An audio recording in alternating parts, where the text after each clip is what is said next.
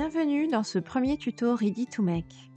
Dans cette vidéo, nous allons voir ensemble les différentes étapes pour assembler notre pantalon nomade. C'est un pantalon chic, cool et confortable qui s'enfile par la taille et que l'on peut décliner en short ou bermuda. Si vous aimez ce contenu, soutenez-nous en likant cette vidéo et abonnez-vous pour être averti des prochains tutos. Pour commencer, voici le récapitulatif des fournitures et du matériel nécessaire.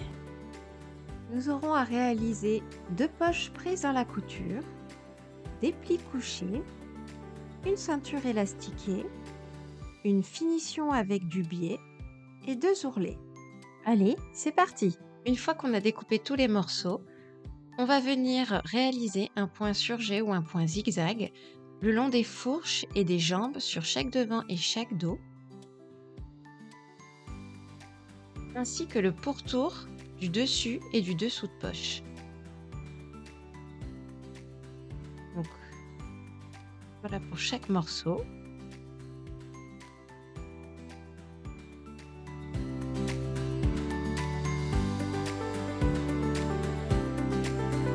Sur chaque endroit de chaque devant, on va venir pincer les plis et faire correspondre l'écran ensemble.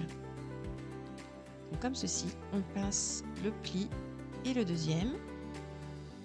Et ensuite, on vient sur l'envers et sur la ligne du pli, on vient épingler sur 8 cm.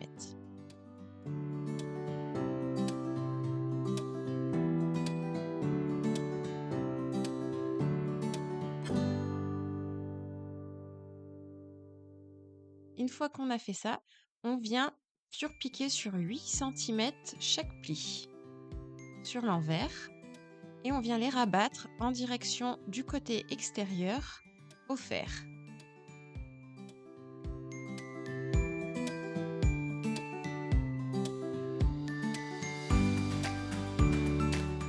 Maintenant, on va venir épingler chaque dessus de poche sur chaque devant et chaque dessous sur chaque dos. On dispose endroit contre endroit le dessus de poche en venant se repérer au cran. Voilà, donc je place bien mes petites épingles le long de la ligne côté.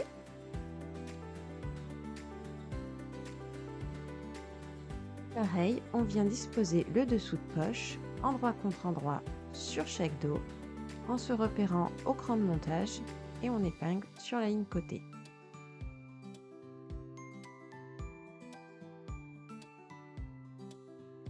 Maintenant, on va venir faire une couture à 1 cm du bord en dépassant d'1 cm chaque cran.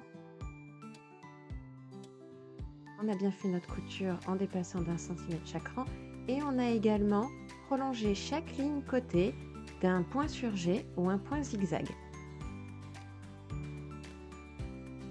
Sur chaque devant, on va venir rabattre la poche sur l'endroit et ensuite on va venir repasser la couture.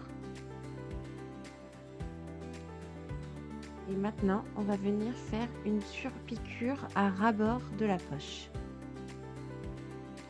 Donc sur chaque dos, c'est pareil, on va venir rabattre la poche et repasser la couture.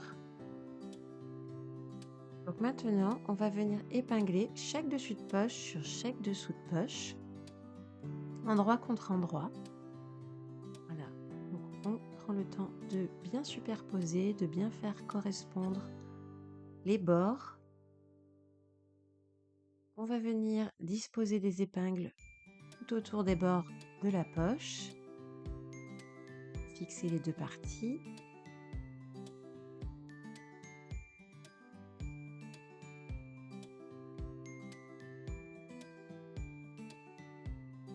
Et là, quand on arrive près des marges de couture avec les lignes du pantalon, voilà, on rabat bien les marges de couture vers l'intérieur du pantalon pour venir mettre notre épingle.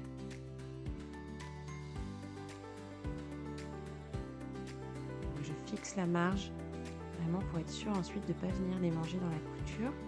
Et c'est pareil, en bout de poche, voilà, hop, je rabats les marges de couture vers l'intérieur du pantalon et je vais venir épingler en sorte de ne pas venir les prendre dans la couture qui va venir.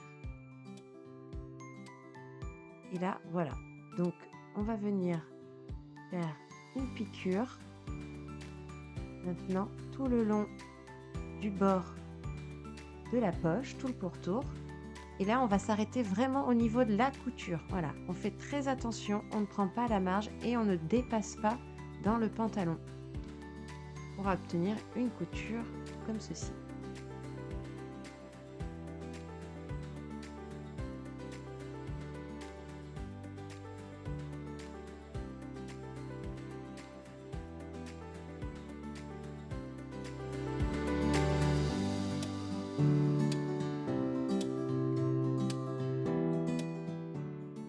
Donc maintenant, on va venir assembler le reste des lignes des jambes sur les côtés.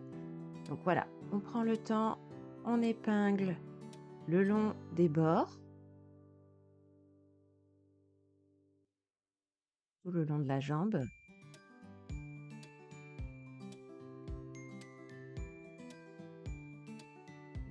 Et une fois qu'on a bien épinglé les côtés de chaque jambe, on va venir faire une piqûre à 1 cm et on va venir s'arrêter à 1 cm juste après le cran de montage de la zone de la poche. Et pour la partie de la couture en bas, pareil à 1 cm, mais on va venir remonter 1 cm au-dessus du cran de montage de la poche. Et on va se mettre à ras des coutures faites auparavant. Donc voilà, là on a fait la couture, on s'est bien arrêté à 1 cm. Et voilà pour le reste de la jambe, tout du long. Et voilà, on s'est arrêté à ras à 1 cm au-dessus du cran de montage.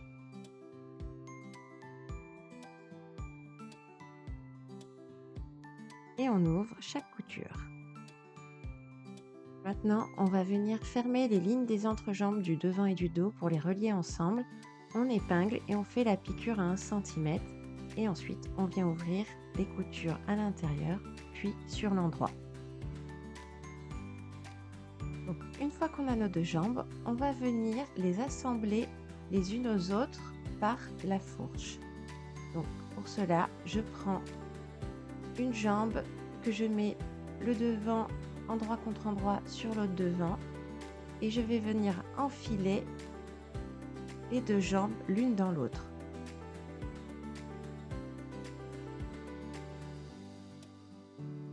Voilà. Hop, je mets tout dans une jambe et une fois que j'ai tout bien disposé le patron, je viens épingler le long de la fourche. Une fois qu'on a épinglé toute sa fourche devant et dos, on va venir faire une couture à 1 cm sur tout le long de la fourche. Voilà, je vous montre, on a fait la couture à 1 cm et c'est vrai que nous, à ce niveau-là, on a opté pour un point triple pour lui donner plus de solidité.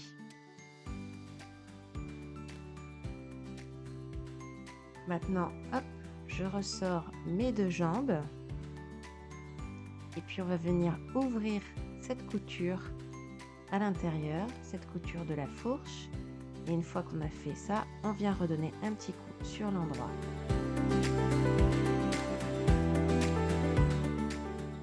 Donc maintenant, on va se pencher sur la préparation de la propreté de la ceinture.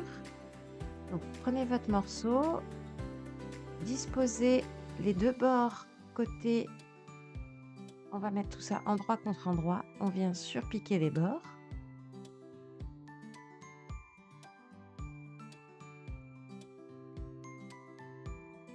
Voilà, petite épingle et je viens piquer à 1 cm du bord. Voilà, une fois que cette couture est faite, on va venir l'ouvrir au fer.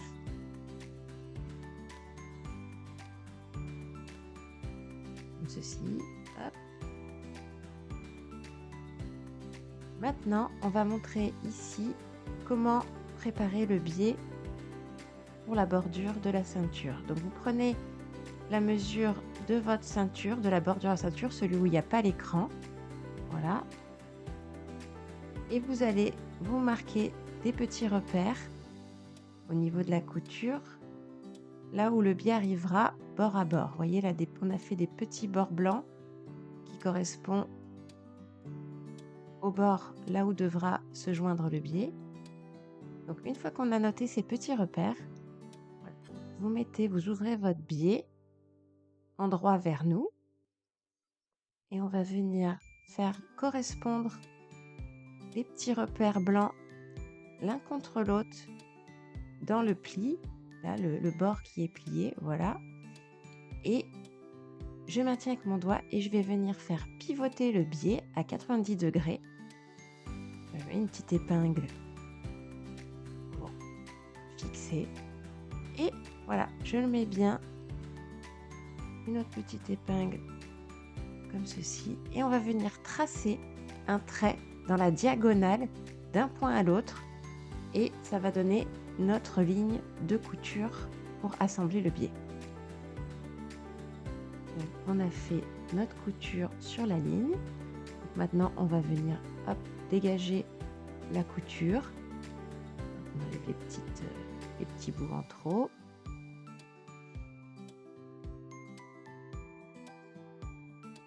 Voilà.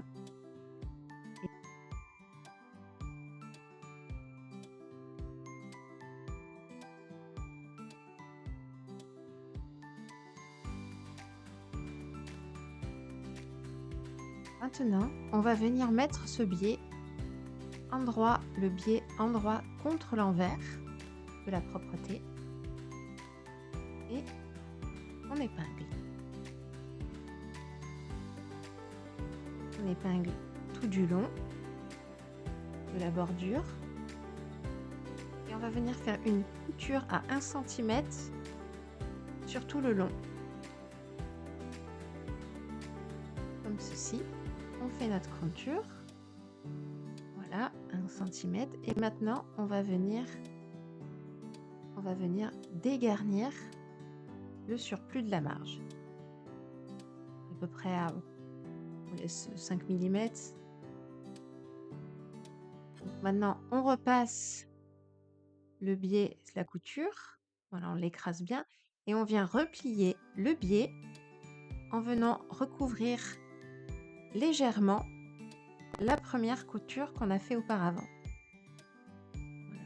Hop, on remet bien et on épingle.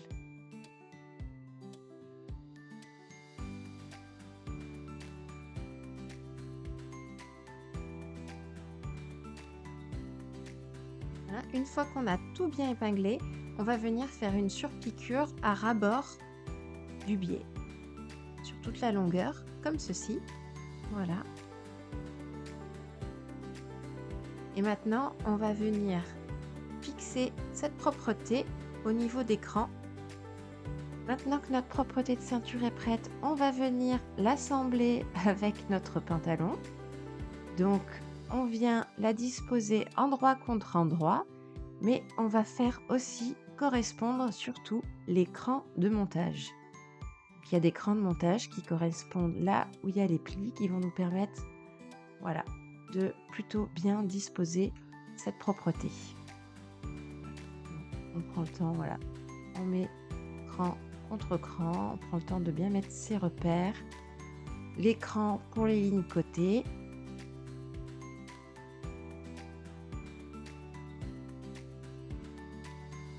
Voilà, maintenant qu'on a tout bien épinglé cette propreté, on va venir lui faire une surpiqûre à 1 cm du bord.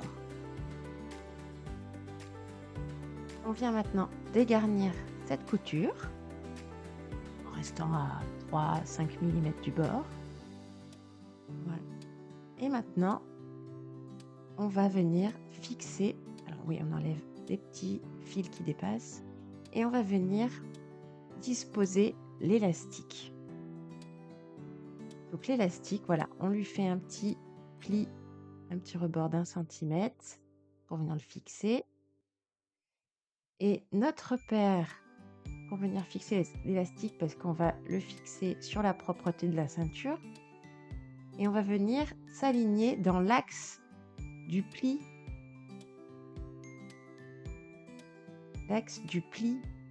du devant, voilà, qui va être mon repère pour venir placer l'élastique. On épingle, hop, je fais le pourtour pour surtout pas faire vriller mon élastique qui reste dans le bon sens. Et c'est pareil, je prends mon autre repère qui est le pli à nouveau et je viens épingler.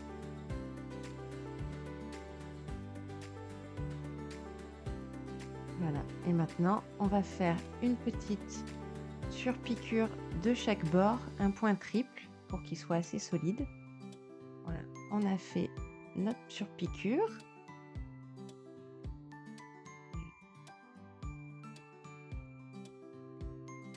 Et maintenant, on va venir repasser notre propreté pour la rabattre vers l'intérieur. Alors, c'est vrai que là, on n'a pas ouvert notre couture sur l'intérieur parce que quand on repasse, en fait, on écrase et on fait rentrer un peu cette couture vers l'intérieur du vêtement.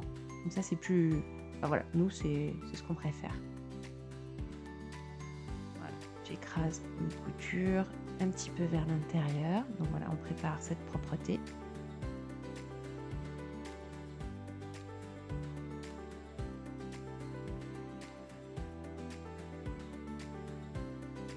Là, on va venir hop, épingler et disposer l'élastique afin de venir fermer la propreté. Donc on tire un peu on dispose un peu l'élastique, on le répartit de façon égale. Donc hop, on l'a plié en deux et on le met finalement au dos. Voilà. Et après, on va venir hop, fermer la ceinture, mais en tirant un peu l'élastique pour le faire rentrer. Voilà. Et donc là, on a retourné le pantalon, on s'est mis sur l'envers parce que oui, il faut aussi caler les poches. Voilà. Donc on vient hop, épingler, fermer le tout sur les poches qu'on fait rentrer proprement.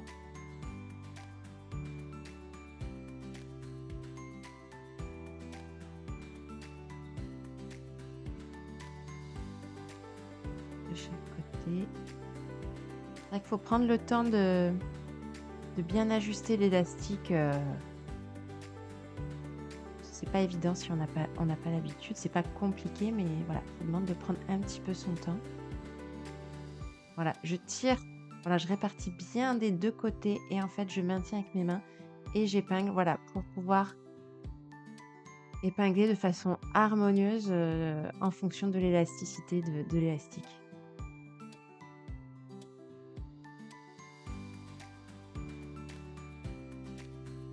Et maintenant, je vais venir hop, refaire une surpiqûre le long de mon biais, un ras de mon biais, voilà,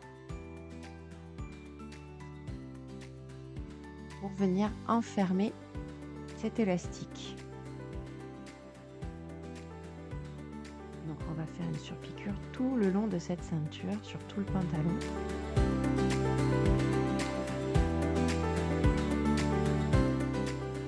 Voilà, maintenant qu'on a fait l'étape de la ceinture, on va passer à l'étape des passants. Donc les petits passants pour faire passer une ceinture. Donc il faut... Voilà, on avait gardé les petits repères qui sont sur le patronage pour placer les passants au stylo thermo-effaçable. Voilà. Donc il y a là... Bien penser à se les marquer si ce n'était pas déjà fait. Donc cette bande pour les passants, on la plie endroit contre endroit. On vient hop, l'épingler.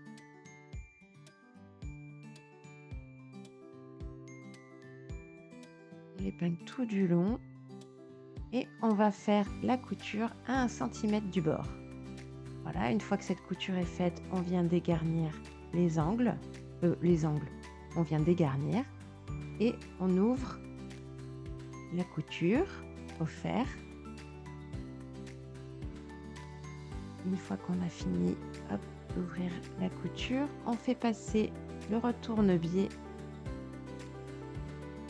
à l'intérieur.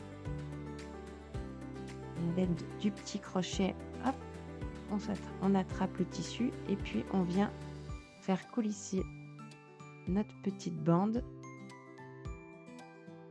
sur l'endroit. Voilà. Ensuite, on repasse. On repasse bien ce passant et on vient faire 2 surpiqûres à ras-bord de chaque côté de cette bande. Hop. Ensuite, on la coupe en 5 morceaux de 7 cm.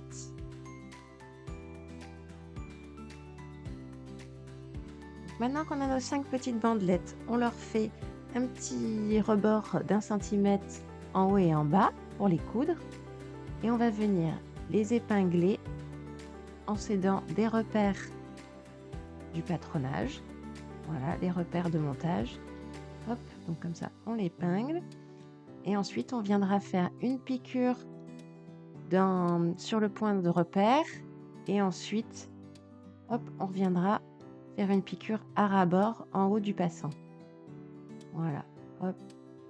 La première piqûre à l'intérieur, on rabat le passant et on fait une piqûre à ras-bord en haut du passant.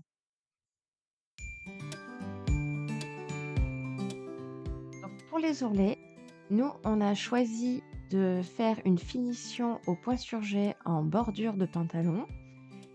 Ensuite, on vient marquer l'ourlet le long d'écran pour ensuite venir faire une surpiqûre à ras-bord et on a choisi, nous, une surpiqûre à 2 cm et demi. Voilà, on a fait notre surpiqûre. On retourne le pantalon. Voilà. Donc, Nomade est presque prêt. Enfin, il est prêt. Là, on a nos sacs passants, une jolie petite poche. On vient donner un petit coup de fer. Un premier coup de fer, voilà. Donc, il est prêt. Ça, c'est la version qu'on vous présente dans le livret. Mais ensuite, on va venir vous montrer comment faire une autre petite finition qui est le pli marqué.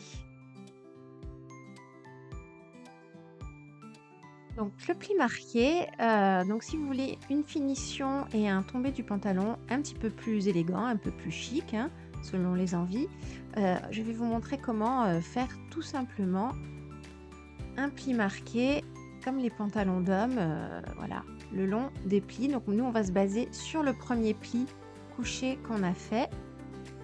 Donc on se met, voilà, on dispose les jambes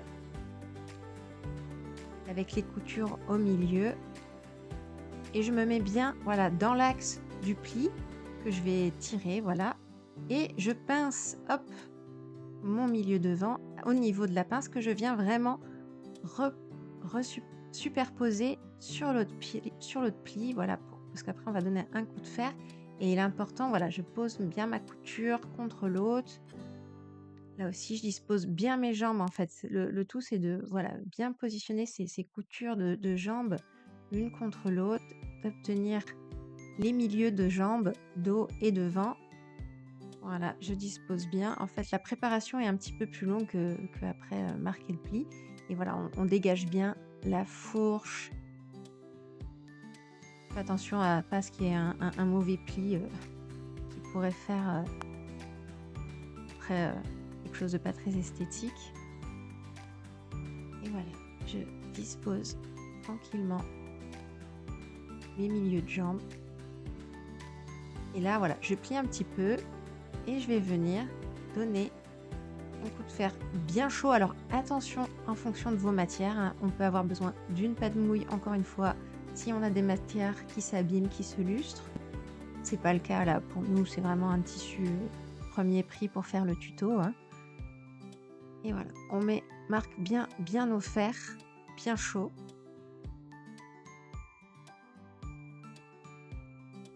Pareil, le long du pli.